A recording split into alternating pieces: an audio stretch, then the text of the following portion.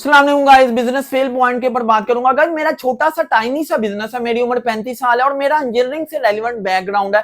Guys Pakistan में बड़े ऐसे लोग हैं जो कि सक्सेसफुली बिजनेस रन कर रहे हैं। अगर मैं आपको कुछ मसाले दूं, मेरा ताल्लुक लाहौर से है। मैंने जो तकरीबन 9 साल प्रैक्टिकली फील्ड में जॉब किया और मेरी जो आखिरी जॉब थी उस जॉब में मेरी जो रिस्पॉन्सिबिलिटी थी मैंने 4 साल मैंने अपनी लास्ट जॉब को परफॉर्म किया है। टाइम स्पेंड किया 4 साल का अरसा, एक ह्यूज टाइम है। तो मेरी वहां ड्यूटी थी परचेजिंग, प्रोजेक्ट को इंप्लीमेंट करवाना, एग्जीक्यूट करवाना, ड्राइंग वगैरह बनाना, ये तमाम डिफरेंट तरह की मेरी जो रिस्पॉन्सिबिलिटी थी। तो गाइस मैं क्या करता था, लाहौर में अगर आप जाएं, लाहौर में बहुत बड़ी मार्केट है, लोहा मार्केट। 325 मलक तलत का एक गुदाम है, एक लोहे से रेलिवेंट उनका एक मैन्युफैक्चरिंग हाउस है। गाइस वहां सबसे ज्यादा लाहौर का जो लोहा पाकिस्तान की उनकी सबसे ज्यादा सेल है, मलक तलत की बात कर रहा हूं। और उसमें अगर मैं उस बिजनेस की अगर बताऊं, उस बिजनेस में क्या हो रहा है, उस बिजनेस में चचा है, ताया है, भाई है, आपस में यानी फैमिली के लोग हैं, तमाम बड़े सक्सेसफुली बिजनेस रन कर रहे हैं। ये तो मैंने आपको एक मिसाल दी है पॉजिटिव। बड़े ऐसे लोग हैं जो कि खानदान का खानदान, भाई, चचा, ताया, मामू वगैरह आपस में मिलकर बड़ा सक्सेसफुल बिजनेस रन कर रहे हैं। लेकिन never hide relative, never hide family member. Guys मैं ऐसे लोगों को जानता हूं जो कि बड़े आपस में सिर्फ रिश्तेदारी इस वजह से टूट जाती है कि आप जब अपने बिजनेस में अपने रिलेटिव्स को ऐड कर लेते हैं, अपने रिश्तेदारों को ऐड कर लेते हैं, तो आपके रिश्तेदारी टूट जाती है। मैं आपको 2 सके भाइयों की मिसाल दूंगा।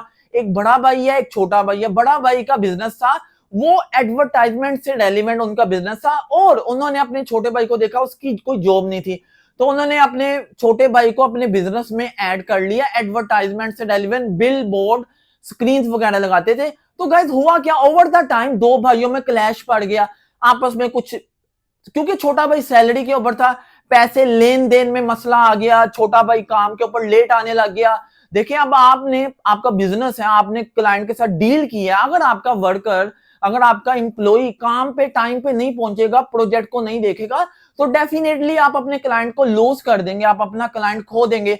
तो गाइस इसी तरह जब ओवर द टाइम छोटे भाई ने ये हैबिट को कंटिन्यू रखा, तो 2 भाइयों में, 2 सके भाइयों में क्लैश पड़ गया। मैं उन दोनों भाइयों को जानता हूं और guys I am really sorry, मुझे सैडली कहना पड़ रहा है कि 2 भाई आज गुज़िश्ता तकरीबन 5-6 साल से आपस में नहीं बोल रहे हैं, इस वजह से कि आपस में बिजनेस करते थे और बिजनेस में पैसे की वजह से, लेन देन की वजह से बड़े भाई ने छोटे भाई के ऊपर ऑर्डर किया कि तुम लेट आती हो, तुम ऐसे है, तुम्हारी वजह से मेरा काम जो जो नेगेटिव पॉइंट की तरफ जा रहा है, मंफी डायरेक्शन में जा रहा है।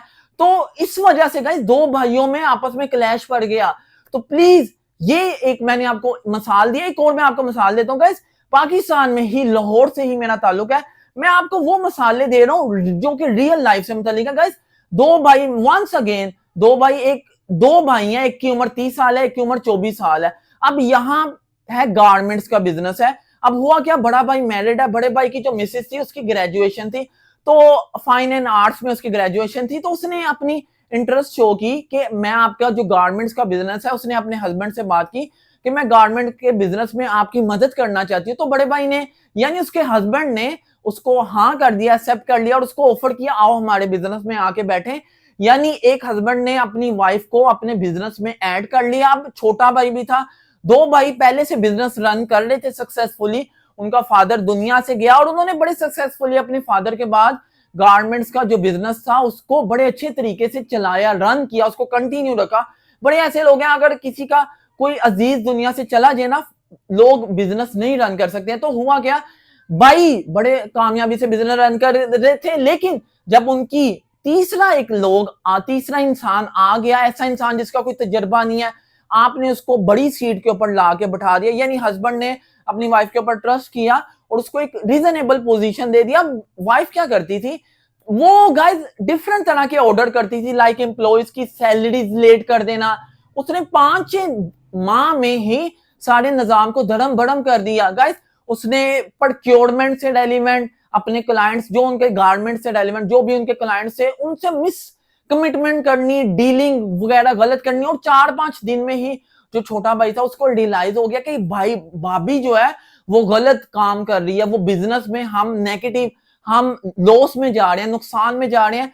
तो गाइस हुआ क्या, उन्होंने क्या किया, छोटे भाई ने बड़े भाई से बात करना चाहिए कि हमारा जो बिजनेस है, हमारा हम लॉस की तरफ जा रहे हैं। उसकी वजह क्या थी, उन्होंने एक अनट्रेंड इंसान को मल्टीपल डायमेंशन में उसको अथॉरिटी दे दी, उसको ये राइट दे दिया कि वो ऑर्डर कर सकती है। तो गाइस अब इसमें समझने वाली बात यह है, अगर आपने फैमिली मेंबर को, पहले तो कोशिश करें फैमिली मेंबर को अपने बिजनेस से दूर रखें, क्योंकि बड़े रिश्तेदार ऐसे हैं, यानी अगर आपका कजन है, आपका फैमिली मेंबर है, अगर आप उनको अपने बिजनेस में ऐड कर लें तो आप उन्हें कुछ कह नहीं सकते, आप उन्हें कुछ ऑर्डर नहीं कर सकते, आप उन्हें समझा नहीं सकते हैं, आप उन्हें समटाइम सख्ती से नहीं पेश आ सकते हैं।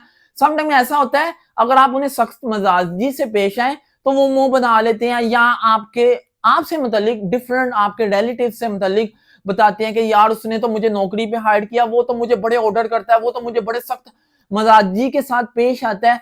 तो गाइस जब आप अपने रिलेटिव्स को हायर कर लेते हैं अपने बिजनेस में, तो आपको बड़ी ज्यादा चैलेंजेस फेस करने पड़ते हैं। तो इस वजह से जो मोस्टली प्रोफेशनल लोग हैं उनका यही कहना है, जो मैंने अपनी 35 साल तजर्बा में देखा है, अपने रिलेटिव्स को, अपने कजन वगैरह को अपने बिजनेस से मुतल्लिक ना बताएं, ना ही उन्हें अपने बिजनेस में हायर करें, ना ही उन्हें कोई नौकरी ऑफर करें। क्योंकि मैं एक बड़े अच्छे कंटेंट क्रिएटर है, वो कहते हैं बड़े सक्सेसफुल, जो कि 15 साल से गुज़िश्ता कंटेंट की दुनिया में, वो कहते हैं मैंने अपने स्टूडियो में अपने कजन को हायर कर लिया, तो कजन के ना तो आने का टाइम है, ना ही उसकी कोई रिस्पॉन्सिबिलिटी या उसे टाइम पे सैलरी चाहिए। अगर आप उसकी सैलरी लेट करेंगे, वो फिर आपके खानदान में डिफरेंट तरह की फजूल आप एक्स्ट्रा बातें करते हैं, तो क्या होता है, आपके रिश्ते टूट सकते हैं। तो मैं आपको बता रहा था गारमेंट से मुतल्लिक, भाभी ने लोगों को, जो उनके क्लाइंट से गारमेंट से मुतल्लिक, उन्हें गलत ईमेल्स की, प्रोक्योरमेंट से मुतल्लिक गलत चीजें मंगा ली। वर्कर जो 8-8 साल से वर्कर काम कर रहे थे, वो वर्कर काम छोड़ने लग गए। देखिए एक जो कामयाब, जो एक अच्छा वर्कर है ना, अच्छा वर्कर कामयाब की जो बिजनेस की बैकबोन होता है। अगर आपका अच्छा वर्कर आपकी नौकरी, आपके बिजनेस को छोड़ जाए ना, तो आपको बहुत बड़ा धचका लगता है। अब भाभी की वजह से, जो कि अनट्रेंड है, जिसके पास बहुत ज्यादा अथॉरिटी है, जो कि प्रोक्योरमेंट, एचआर, सैलरी, जो कि हर तरह से डिफरेंट तरह से ऑर्डर्स कर रही है, हर तरह से बिजनेस में पूरे उसके एचआर में वो इन्वॉल्व है। अब होता क्या गाइस, अगर देखें, अगर कोई ऐसा इंसान जो कि आपके रिलेटिव में ही कोई आपके बिजनेस में आना चाहता है, पहले तो उसकी बाउंड्री सेट करें उसकी। जैसे कि एक हस्बैंड अपनी वाइफ को बिजनेस में लेके आया और बिजनेस का सारा निजाम धर्म भरम हो गया। मैं ये नहीं कह रहा हूं कि तमाम लोग ऐसे होते हैं, नहीं, बड़े अच्छे कामयाब लोग आपस में husband and wife business run कर रहे हैं। लेकिन जैसे मैंने आपको मिसाल दी गारमेंट्स के बिजनेस में, जब हस्बैंड ने अपनी वाइफ को बिजनेस में ऐड किया, अब दो भाई सके भाई हैं, अब उनमें क्लैश पड़ना शुरू हो गया। क्योंकि अब अगर छोटा भाई डायरेक्टली अपनी भाभी से, सिस्टर इन लॉ से जब बात करेगा, तो क्या है, मुमकिन है वो नाराजगी इख्तियार कर ले, मुमकिन है वो समझे कि यार ये क्यों मुझे, छोटा भाई क्यों मुझे ऐसे कह रहा है, या मेरे मतलब क्यों ऐसा सोच रहा है। तो आपके रिश्ते कमजोर हो सकते हैं। तो please never ever hire family members, अपने रिलेटिव्स को अपने बिजनेस में ना हायर करें। बिजनेस फेल पॉइंट है। मैं एज ए इंजीनियर, मैं अपने दुनिया भर में डिजाइन सेल करता हूं, और मेरे पास समटाइम मेरे रिलेटिव्स आते हैं। एक मेरे रिलेटिव है, वो मुझे काफी अरसा मुझे कहते रहे, यार मेरे किचन में कुछ काम है, आके आप देख लें। गाइस मैंने उन्हें डिले किया, बड़े अच्छे तरीके से मैंने उन्हें जो डिले के ऊपर रखा, क्योंकि मैं अपने रिलेटिव्स के साथ बिजनेस नहीं करना चाहता। रियली बड़े ऐसे लोग हैं जिन्हें मुमकिन है फायदा हुआ हो, जिन्हें मुमकिन है अच्छा जो उन्हें रिजल्ट मिला हो, लेकिन मोस्ट ऑफ द टाइम आप अपने रिलेटिव्स को आई बिलीव हैप्पी नहीं कर सकते हैं। मैं और ऐसे लोगों को जानता हूं गाइस, जो कि सक्सेसफुली आपस में भाइयों के भाई, मतलब पॉजिटिव साइड भी है, नेगेटिव साइड भी है, लेकिन मोस्ट ऑफ द टाइम इसमें आपके जो रिश्तेदारी है, जैसे मैंने आपको बताया, भाई के भाई आपस में एक दूसरे को बुलाना छोड़ देते हैं। इसकी वजह क्या है कि हम अपने बिजनेस में बाउंड्री सेट नहीं करते हैं, हम अपने बहुत ज्यादा राइट्स दे देते हैं। अब देखिए आपका सका भाई, आप उससे नहीं ऑर्डर कर सकते हैं, आप उसे अगर ज्यादा कहेंगे या तो वो नाराज हो जाएगा। जैसे कि दो भाई आपस में गाइस 6-7 साल से खून का रिश्ता, सिर्फ पैसों के लेन देन की वजह से, बिजनेस की वजह से, बिजनेस में बड़े भाई ने छोटे भाई को हायर की है। अब वो आपस में कता तालकी वाला सीन है, आपस में नहीं बोलते हैं। तो प्लीज नेवर एवर हायर अपने रिलेटिव। अब मैं यूट्यूब करता हूं, मेरा और बड़े एक्टिविटीज है। मैं अपने रिलेटिव्स को, किसी को आज तक अपने चैनल से मुतल्लिक कुछ भी नहीं बताया। बताने की जरूरत ही नहीं है यार। आप कुछ भी कर रहे हैं, आपका कोई बिजनेस है, कोशिश करें अपने फैमिली मेंबर्स, इवन के मेरे जो फैमिली के, जो मैं ज्वाइंट फैमिली में रहता हूँ, मेरे घर में किसी को नहीं पता मैं क्या चैनल, मेरे चैनल का क्या नाम है। तो मैं नहीं बताना चाहता हूँ यार, मुझे जरूरत नहीं है अपने फैमिली मेंबर्स को बताऊं आके देखो मेरा चैनल में क्या कर रहा हूं। तो साइलेंटली, खामोशी के साथ आप जो कर रहे हैं करते रहें, और आप कोशिश करें बाहर से किसी को हायर कर लें। जब आप किसी को बाहर से हायर करते हैं, आप उसे नकाल भी सकते हैं, आप उसे ऊंची भी बोल सकते हैं। यानी अगर किसी वजह से कोई क्लैश हो जाता है, पहले तो कोशिश करें, आपने किसी वर्कर को हायर किया है, उससे रिस्पेक्ट दें, उसे अच्छे तरीका से गाइड करें, ताकि आपके साथ उसका ट्रस्ट वाला रिलेशन बिल्ड हो। अगर आपके साथ उसका ट्रस्ट वाला रिलेशन बिल्ड होगा तो क्या होगा, आपके साथ वो लॉन्ग टर्म चल सकेगा। आपको मैं मिसाल देता हूं, मैंने जो अपनी लास्ट जो मेरी जॉब थी गाइस, मैंने अल्हम्दुलिल्लाह 4 साल किया है। और जब मैंने कंपनी को रिजाइन किया, तो मुझे रिजाइन करने के बाद मेरा जो बॉस है वो मुझे कॉल्स करते रहे कि यार आ जाओ आ जाओ। तो बहरहाल मैंने जब इरादा कर लिया था, मैंने वापस नहीं जाना। तो इस सॉलिड माइंडसेट के साथ अगर आपने नौकरी छोड़नी है, यानी मैं नौकरी छोड़ने से मुतालिक बता रहा हूं, ऐसे ना कच्चे पांव के साथ कोई काम ना करें, सॉलिड माइंडसेट के साथ डिसीजन लें।